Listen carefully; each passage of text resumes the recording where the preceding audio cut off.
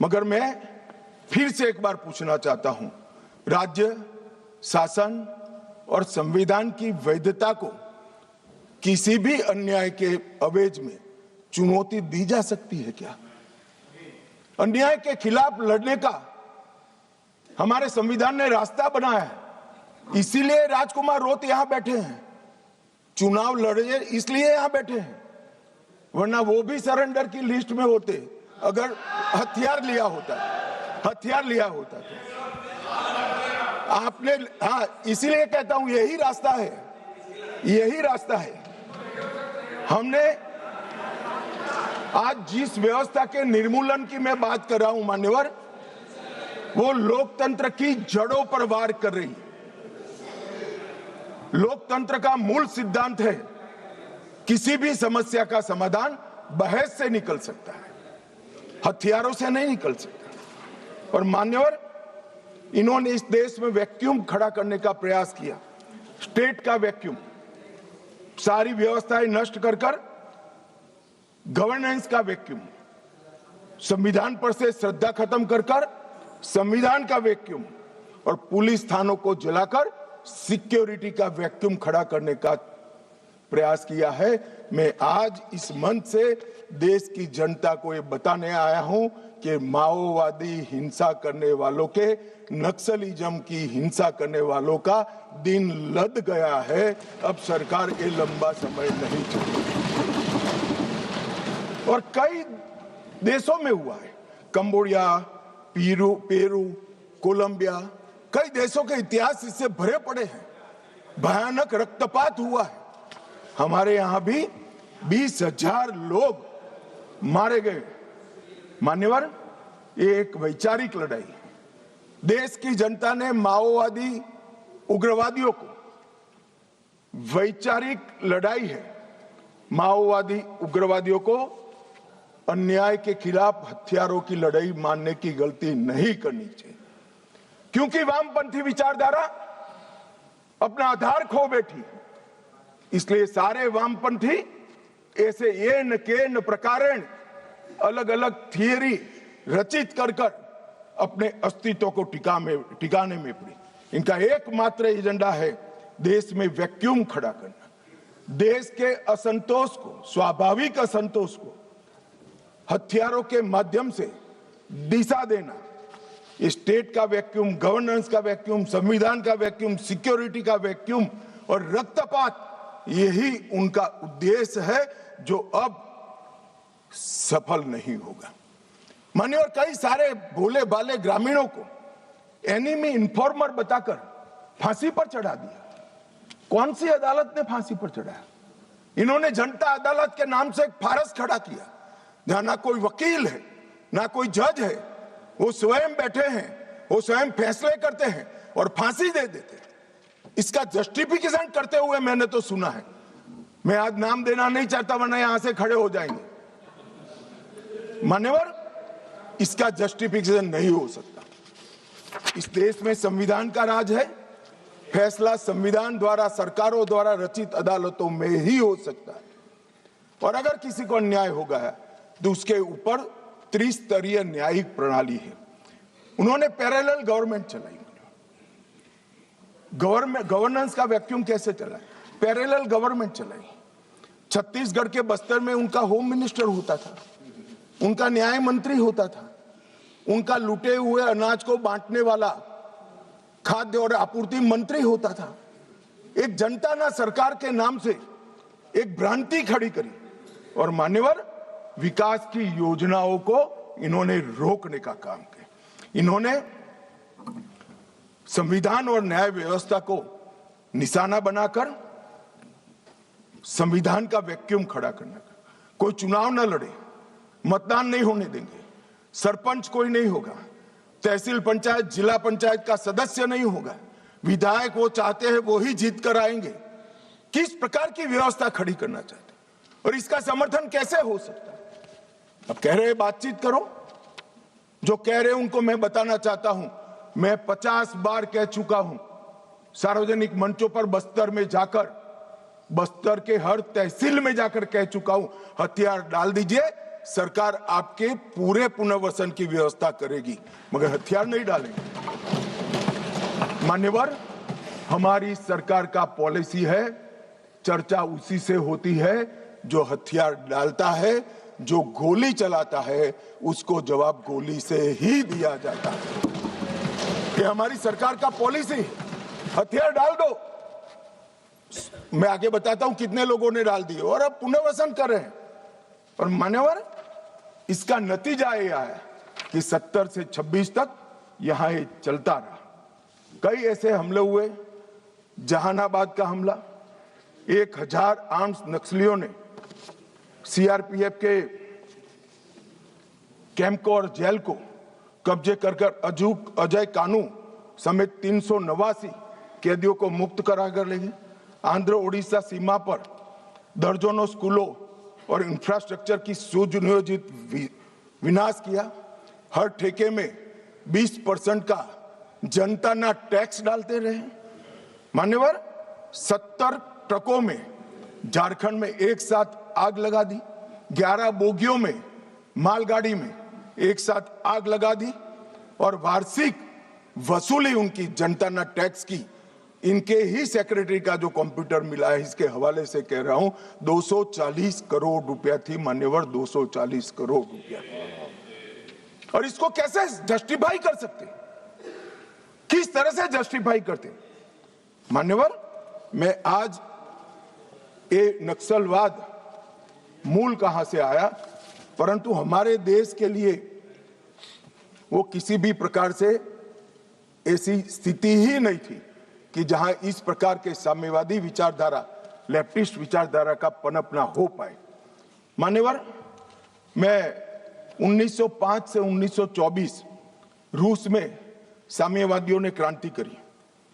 1914 के युद्ध में रूस की आर्थिक हालत बहुत बिगड़ गई और वहां पर भूख, महंगाई, अव्यवस्था और 1905 में खूनी रविवार की घटना ने जनता का विश्वास शासन के प्रति तोड़ दिया और उसने 17 की क्रांति की नींव तैयार की।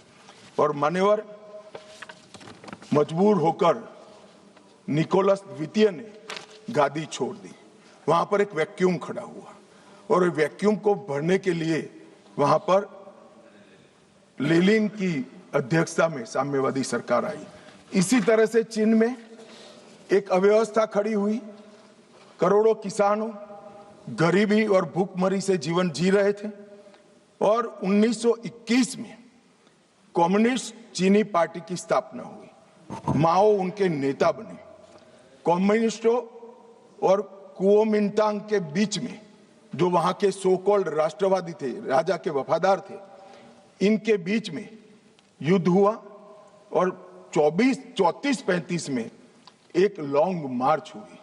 और मान्यवर, एक पीपल्स रिपब्लिक ऑफ चाइना की स्थापना 1939 में हुई। अब ये 1939 और 1925 वो दो महत्वपूर्ण घटनाएं हैं। इसका हमारे देश में क्या असर हुआ है समझिए साहब। जैसे ही रसिया में साम्यवादियों की सरकार का गठन हुआ, यहां पर 1925 में सीपीआई की स्थापना हुई, कम्युनिस्ट पार्टी ऑफ इंडिया। अब ये जो समर्थक है उनको मैं पूछना चाहता हूं, रसिया में कम्युनिस्टों की सरकार बनी, उसी वक्त यहां सीपीआई बना, सीपीआई की स्थापना हुई, इसके बीच में कोई रिलेशनशिप है क्या? ये सोचने की बात है। रसिया की सरकार ने स्पॉन्सर कर दुनिया भर में कम्युनिस्ट पार्टी की रचना की, इसका एक हिस्सा हमारे यहां बना हुआ है। अब जिस पार्टी की नींव ही किसी दूसरे देश की प्रेरणा से गई है, वो हमारे देश का भला कैसे सोचेंगे? इन्होंने तो अंग्रेजों का भी समर्थन किया था। 1964 में कम्युनिस्ट पार्टी मार्क्सिस्ट बनी। ये भी समझने जैसा है कि सीपीआईएम क्यों बना। मान्यवर, 64 में 1969 में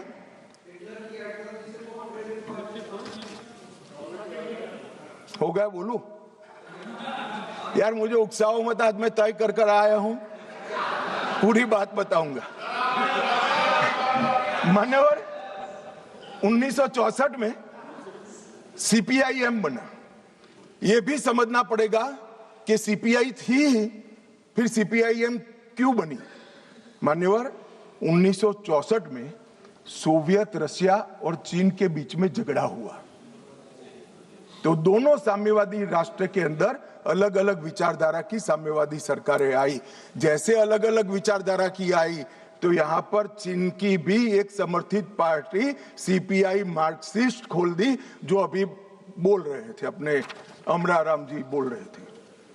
मान्यवर, ये दोनों पार्टियां कम्युनिस्टों की, एक रशिया में जब क्रांति हुई तब हुई, और एक रशिया के चीन के बीच मतभेद हुआ तब हुई।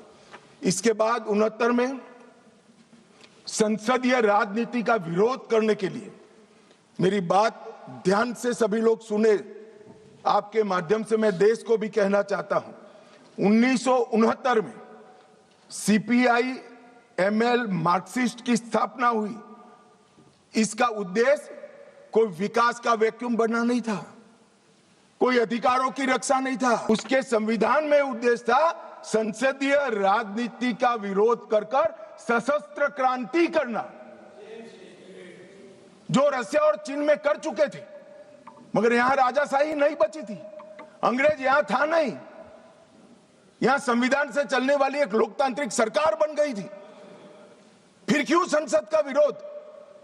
चुनाव लड़ते, जीत कर आते, अपनी बातों को लोगों को मनवाते, मगर वैसे तो कोई बात सुनेगा नहीं। इसलिए सशस्त्र क्रांति, क्रांति कई प्रकार की होती है। वैचारिक क्रांति होती है, कुछ लोगों ने गीतों लिखकर क्रांति की है, महात्मा जैसे लोगों ने अहिंसक क्रांति करी थी। इन्होंने सशस्त्र क्रांति और दूसरा संसदीय राजनीति का विरोध करना, ये दो उद्देश्यों के साथ सीपीआई मार्क्सिस्ट बना। और मान्यवर, यही आज के माओविस्ट है। ये मूल समझे बगैर अन्याय अन्याय अन्याय अन्याय रटे जा रहे। भाई, अन्याय के लिए नहीं बनी है, हमारी संसदीय राजनीति का विरोध करने के लिए, संसद का जिसका आप सदस्य हो, इसका विरोध करने के लिए बने। उसके बाद में 75 में जैसे ही कांग्रेस का समर्थन मिला, एमसीसी माओइस्ट बनी और बिहार झारखंड केंद्रित पार्टी बनी। फिर पीडब्ल्यूजी 80 में बना, वो आंध्र केंद्रित बना। 82 में दलित किसान केंद्रित सशस्त्र संघर्ष CPI ML party unity Bihar में बनी। दलित किसान केंद्रित संघर्ष इनका उद्देश्य था। 98 में पीपल्स वॉर ग्रुप बना और उसमें माओवादियों का एकत्रीकरण हुआ। इतना सब करने के बाद भी वो सफल नहीं हुए और 2000 में पीएलजेए बना, जीए बना, जो सैन्य विंग बनी, गुरुल्ला फोर्स बनाई मान्यवर। और 2004 में ये पीडब्ल्यूजी एमसीसी दोनों का विलय हो गया। तो थ्योरी वाले और हथियार उठाने वाले दोनों 2004 में विलीनीकरण हुआ। 14 में मोदी जी आए और 26 में सबकी समाप्ति हो गई। ये टोटल 1925 से लेकर 2026 तक 101 साल का उनका इतिहास है मानिए। इसीलिए मैं कहता हूं मेरे साथी सदस्यों को जो सामने बैठे हैं, आप इसको अन्याय का स्वरूप, अन्याय के खिलाफ संघर्ष का स्वरूप मानकर महिमा मंडित मत करो। हम जिस सदन में बैठे इसका विरोध करने के लिए वो जन्मे हैं। वोट की जगह बुलेट से शासन प्राप्त करना चाहते हैं। और मान्यवर, अगर यही बात है कि चर्चा करिए चर्चा करिए चर्चा करिए, चर्चा से कोई परहेज नहीं, हर कोई चर्चा का स्वागत करता है, पर फिर तो पुलिस क्यों रखी है? पुलिस की जरूरत ही नहीं है। सेना क्यों रखी है? पैरामिलिट्री फोर्स क्यों रखे हैं? कुछ लोग ऐसे होते हैं जो चर्चा से मानते ही नहीं है, वहां बल प्रयोग कर कर उनके अत्याचार से निर्दोष नागरिकों को बचाना पड़ता है। जब इन नक्सलवादियों ने सैकड़ों निर्दोष किसानों को बम लगा लगा कर पैर बगैर का कर दिया, कई स्कूलों में रेड कर 8 साल के, 9 साल के, 10 साल के बच्चों को उठाकर ले गए और नक्सलवाद की सेना में भर्ती कर दिया, और क्या हम मूक दर्शक बनकर खड़े रहे? ये भारतीय जनता पार्टी की सरकार है। हर नागरिक की सुरक्षा नरेंद्र मोदी ने सुनिश्चित करी है। जो भी अन्याय करेगा नागरिकों के साथ, समझा तो ठीक है मान्यवर, वरना फोर्स इसी के लिए बनाई गई है। इसका उपयोग भी होगा, परिणाम भी आएगा, और आज आ भी गया है। मान्यवर, मैं जो इनके समर्थन में, जिनको पॉपुलर लैंग्वेज में अर्बन नक्सल कहते हैं, वो बुद्धिजीवी भाइयों को सवाल करना चाहता हूं। मैंने 6 दिन से लगभग 2000 आर्टिकल निकाले, सारे बुद्धिजीवी भाइयों ने लिखे हुए। मेरे पास इसका पूरा जिस्ट भी है। ये सभी आर्टिकलों में सभी आर्टिकल हथियार उठाकर घूमने वाले माओवादियों के साथ चर्चा करो, वो न्याय के लिए लड़ रहे हैं, उनको मारना नहीं चाहिए, इनके प्रति सिंपैथी होनी चाहिए, सरकार विकास जल्दी करे, इस प्रकार के। एक भी आर्टिकल जो 8 साल का अबूझ बच्चे को उठा ले जाकर हाथ में हथियार पकड़ा दिए, इसकी मां के लिए नहीं है। मान्यवर, एक भी आर्टिकल अपने गांव से खेत में जाते हुए किसान का पैर उड़ गया और पूरा जीवन दिव्यांग बन गया, इसकी सिंपैथी के लिए नहीं है। 5000 से ज्यादा सिक्योरिटी फोर्सेस लड़ते लड़ते शहीद हो गए, उनकी विधवाओं के लिए एक भी आर्टिकल नहीं है, इनके अनाथ बच्चों के लिए एक भी आर्टिकल नहीं है। आपकी मानवता संविधान तोड़कर हथियार लेकर घूमने वालों के लिए ही है। इनके हथियारों से जो नागरिक मारे जा रहे हैं, इनके लिए आपकी मानवता नहीं है। मानवता के दोहरे चरित्र को मैं स्वीकार नहीं करता मान्यवर। ये मानवतावादी नहीं है, नक्सलियों के समर्थक है।